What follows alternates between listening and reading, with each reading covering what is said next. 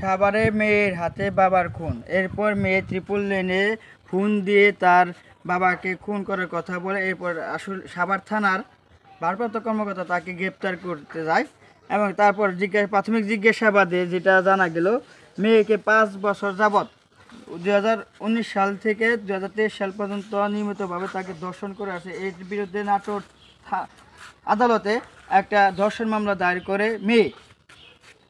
বাবা নানানভাবে সেই অভিযোগ তুলে নেওয়ার জন্য মেয়েকে চাপ প্রয়োগ করতেছে বিগত কয়েকদিন যাবৎ।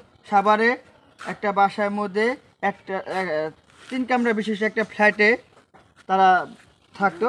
এক রুমে থাকতো মেয়ে, আরেক রুমে থাকতো বাবা। এই জায়গায় সে নানানভাবে দূষিত হয়েছে। প্রাথমিক জিজ্ঞাসাবাদে মেয়ের কাছ থেকে যেটা জানা গেল, সেখানে ঘুমের বুড়ি খায় বাবাকে রাত 4টার দিকে খুন করে মেয়ে।